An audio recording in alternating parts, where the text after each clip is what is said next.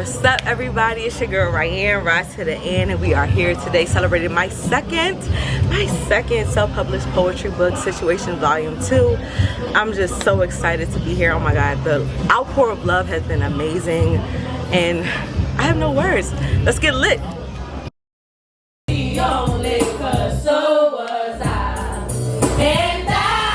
This is an interactive audience experience, so if you like something, we don't mind a damn, a yes bitch, whatever works or whatever floats your boat. And now I build up my confidence and well, next time you come my way.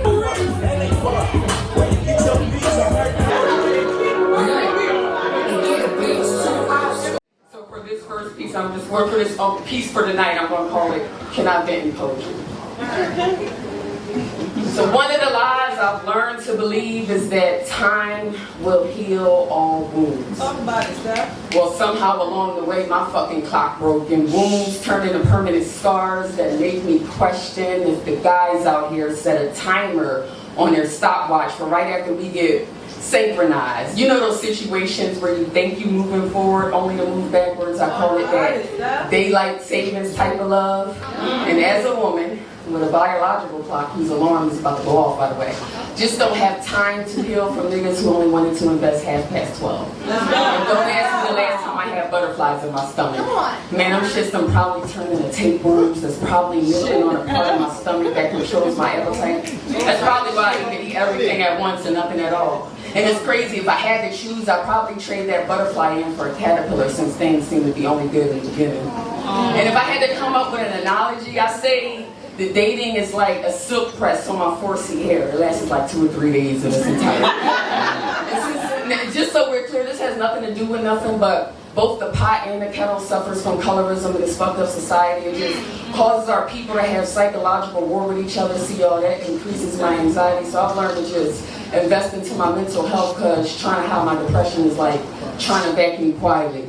And it's crazy because normally I embrace my flaws and love my body's imperfections without care, but since the world shifted, it's like you gotta approach dating with a little fear that my titties ain't perfectly perky and my ass doesn't turn heads like a hottie, yet society is say privately that my natural body looks oddly.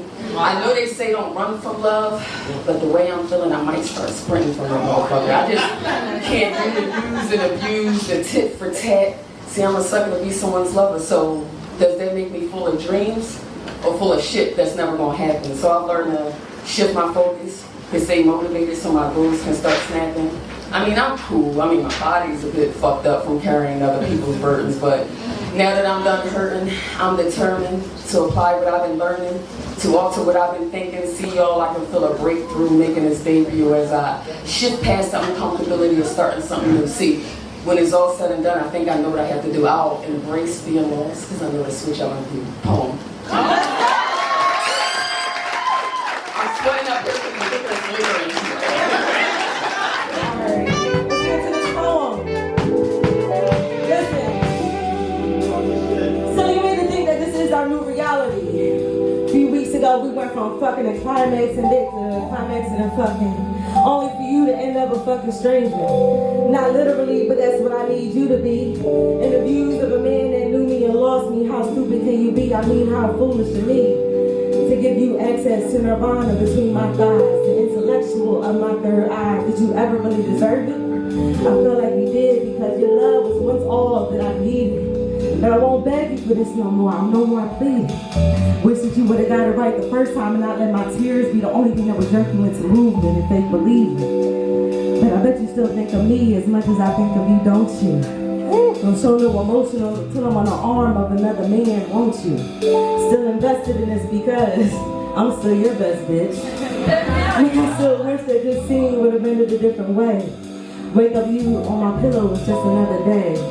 Stages of grief, but contradictions in these words that I might say.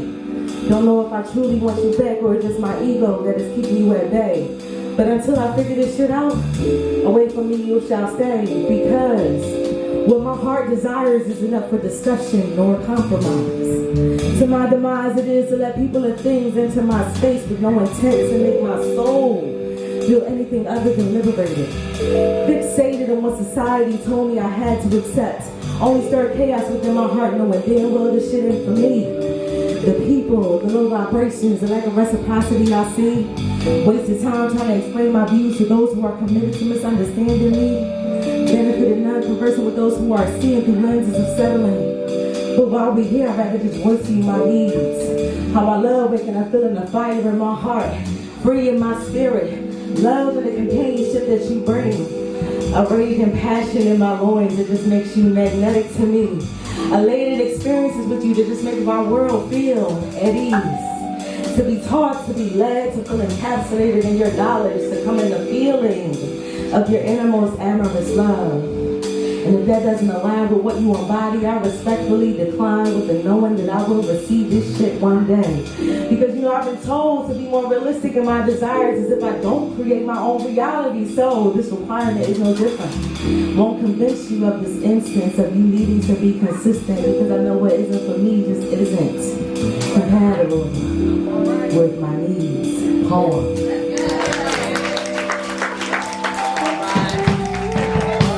November 89 started an era. The cloth I'm cut from has been discontinued, not meant to be misconstrued with the thought that I think I'm better. It's facts. No slack given. Raised by single mother with hustle in her blood, no excuses on tongue, no shame on her back. Daddy present but not in household, still never full, witness the woman always making havoc. Be silly to think it didn't mold me. Through the lenses of a child's eye, never minimize the efforts of who gave me life, but my desire for more surpassed my environment to repeat a cycle. Shame on me for changing, shame on you for remaining the same. Year in, year out, reflecting who I was, mourning who I've been, uncomfortably celebrating the woman I'm becoming. It comes with the mourning of the loss of once was, acknowledge it what no longer is. I can't afford stagnant places because that cost is unsettling beyond the means that I possess. We scream transition as if it's something that's a pleasure to do. But have you ever felt unfamiliar in a mirror presenting a reflection of you? In that moment of uncertainty, the beauty of reality that the evolution of your life is occurring. And shit, I won't fight it.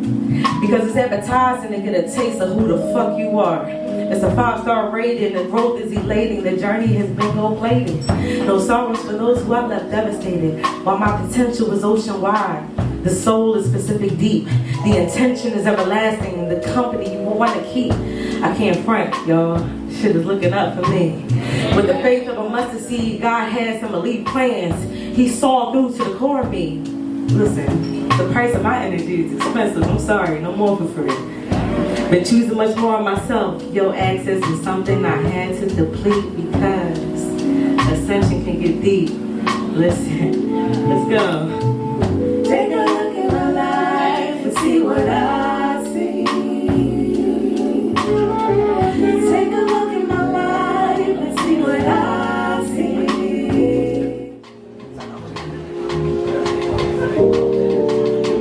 If y'all are being Jasmine Sullivan, y'all know where roster is, right? Alright.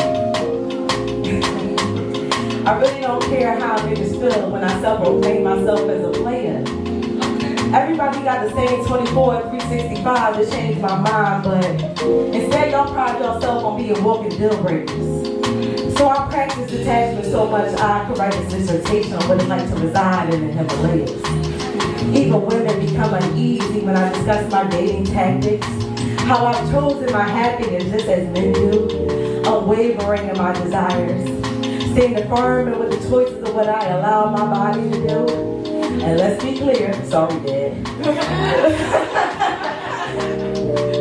The pussy isn't always an option for sampling, but I feel confident enough to be transparent in my willingness to fuck you.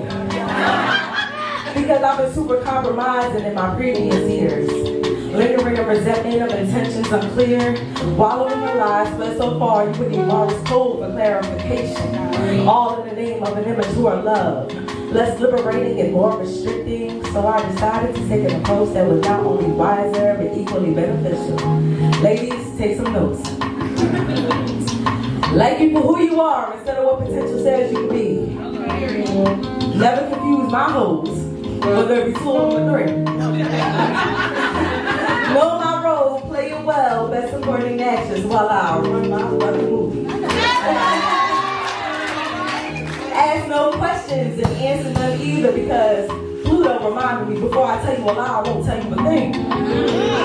But this pimp shit can flip off like a light switch for that genuine, kind-hearted, thoroughbred with that masculine BDE to send me back into divine femininity where I truly desire to be.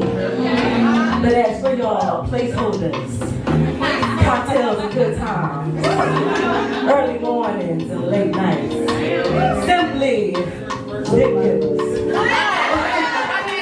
To this fine young tender, a player in the Himalayas is where I'll be poem.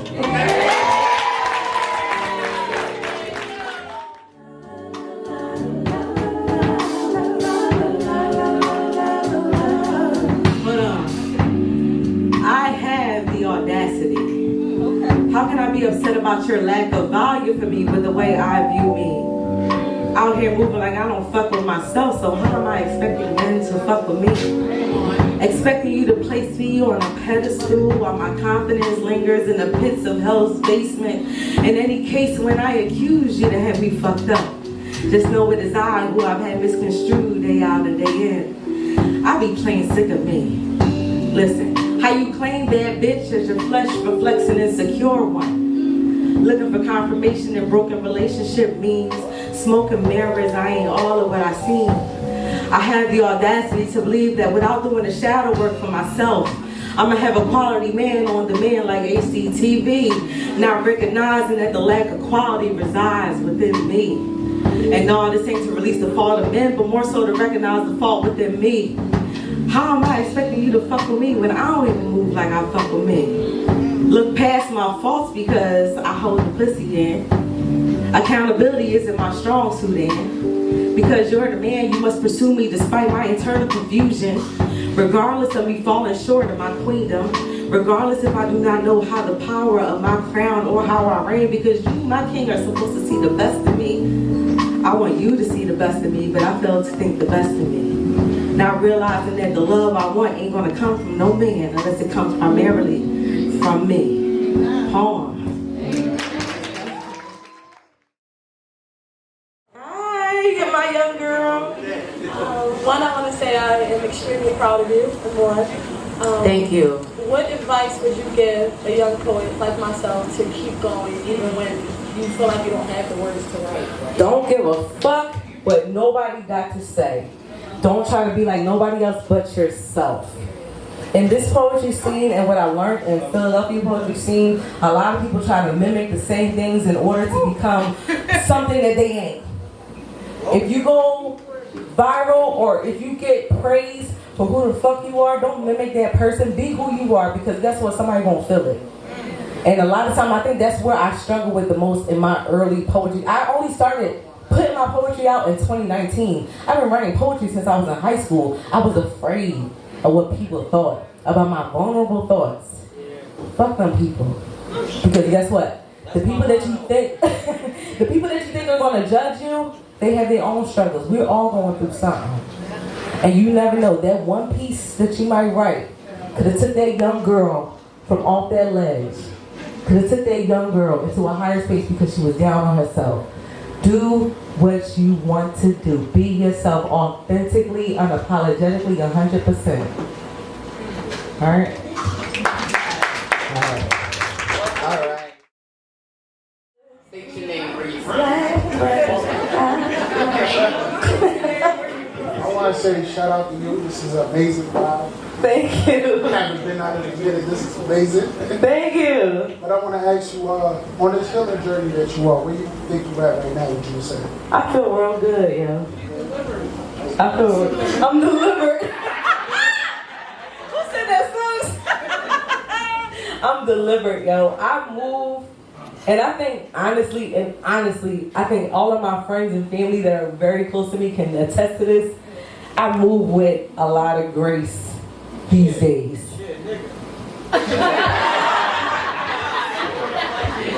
Somebody take the tequila away from Dash. But I move with a lot of grace.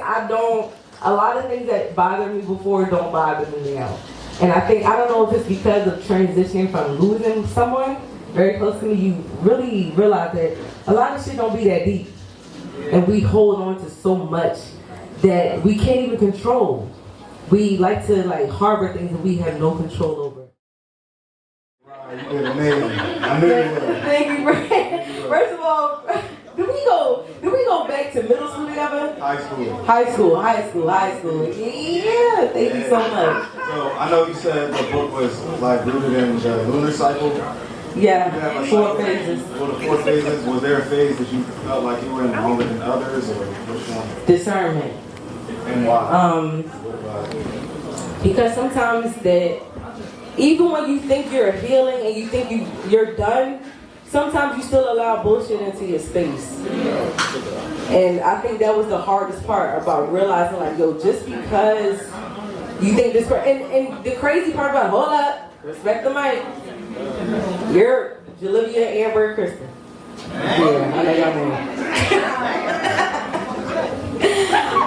know. Discernment was the hardest part because I lost a lot of people along that journey of healing. A lot of times you think people can go with you. Yeah, and you think this is my friend, this is my family.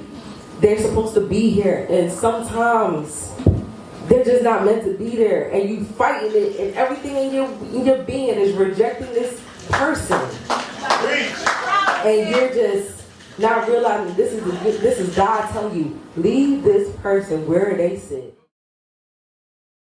I just want to say I'm so proud of you.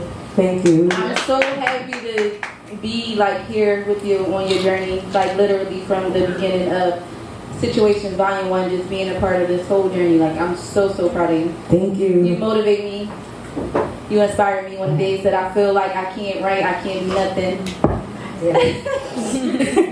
I'm keeping it together. I love the woman that you are. I love the woman that you're becoming. And I just want to say congratulations on Situations Volume 2. Thank you. And it's only up from here. Thank you. All right.